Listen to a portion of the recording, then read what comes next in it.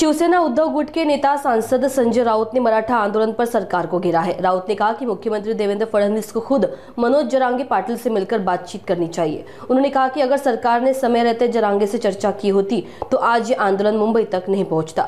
संजय राउत ने आगे आरोप लगाया कि सरकार मराठा समाज की आवाज दबाने की कोशिश कर रही है, जबकि जब ब्राह्मण समाज के लिए परशुराम महामंडल बनाया जाता है तो मराठाओं के लिए न्याय क्यों नहीं। उन्होंने चेतावनी दी कि अगर सरकार ने दबाव की राजनीति की तो बड़ा जन आंदोलन खड़ा हो सकता है।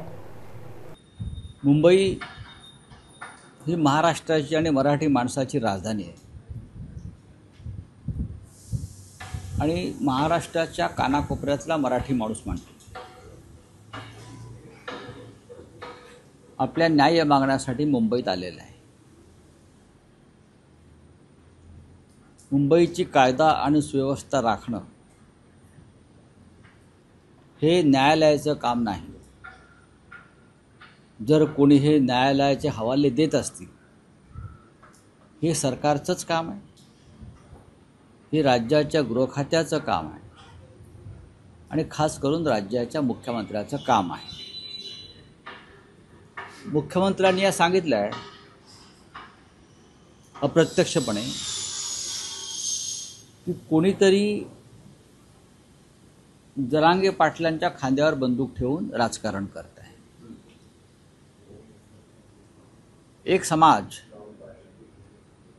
आपल्या न्याय मागण्यासाठी महाराष्ट्राच्या राजधानीत आला असेल, त्यात त्यांना राजकारण काय दिसतंय? यात राजकारण काय आहे? आतापर्यंत आपण जेव्हा जेव्हा सत्तेवर आलेला आहात तेव्हा आपण या प्रश्नाला चालना दिली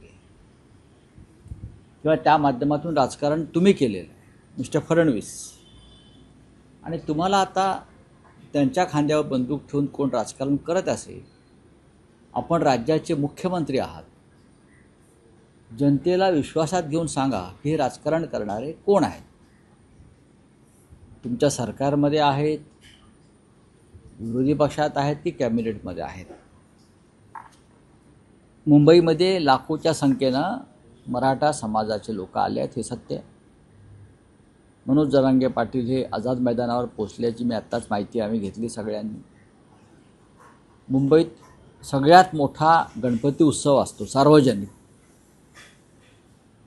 मला विश्वास आहे की हे सगळे आमचे बांधव कोणत्याही प्रकारे गणेश उत्सवाला किंवा सार्वजनिक गणेश उत्सवांना डिस्टर्ब न करता त्यांचं आंदोलन करतील।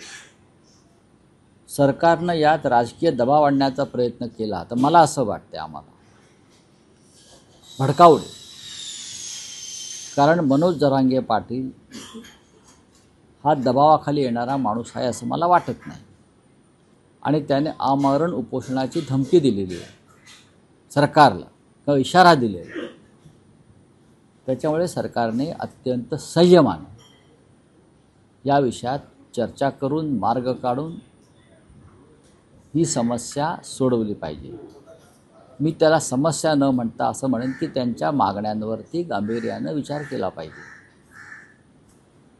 मुंबईमध्ये इतक्या संख्येने मराठी माणसं महाराष्ट्रातून येत आहेत, त्यांचं स्वागतसुद्धा आम्ही करतो,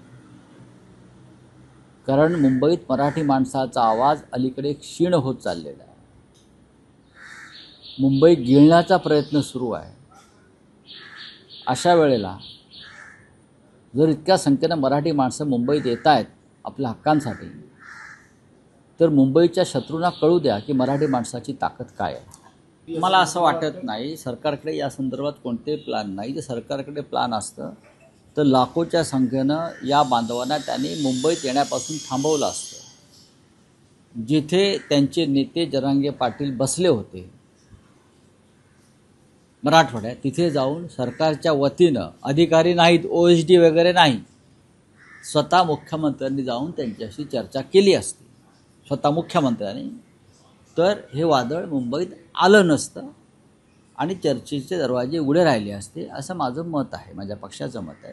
त्यासाठी स्वतः मुख्यमंत्र्यांनी 2 पावलं मागे जाऊन स्वतः ठोस प्रपोजल घेऊन मनोज जरांगे पाटील यांच्याशी त्यांच्या गावात जाऊन चर्चा करायला हवी होती। जर आपण ब्राह्मण समाजासाठी त्यांनाही हक्क त्यांचे असतील, एक परशुराम महामंडळ स्थापन करून त्यांच्या आर्थिक विकासासाठी एक उपलब्ध निधी करून दिलात आणि शासनातले 5 वरिष्ठ IAS अधिकारी त्या महामंडळाच्या कार्यासाठी तुम्ही कामाला लावले आणि मराठा समाज रस्त्यावर आहे, ही एक दरी तुम्ही समजून घेतली पाहिजे.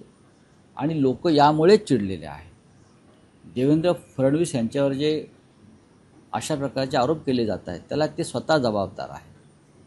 त्यांनी सगळा महाराष्ट्र माझा आहे, या महाराष्ट्रात सर्व जाती उपजाती पोटजाती माझ्या आहेत आणि मी या सगळ्यांचा नेता आहे आणि म्हणून मी राज्याचा नेता आहे. ही जी यशवंतराव चव्हाण, वसंतदादा पाटील, वसंतराव नाईक, शरद पवार, माननीय बाळासाहेब ठाकरे अशा नेतृत्वानं जी महाराष्ट्राला दिशा दिली त्याच्यापासून ते भरकटलेले, ते एकजातीय नेते होण्याचा प्रयत्न करत आहेत आणि मला नेता म्हणावा, नेता समजावा म्हणून इतर जातीमध्ये भांडणं लावण्याचे काम, वाद निर्माण करण्याचं काम राजकीयदृष्ट्या जसं मोदी करतायत देशभरात, तसं महाराष्ट्रामध्ये देवेंद्र फडणवीस करत असतील तर ते महाराष्ट्राला आग लावण्याचा प्रयत्न करतात.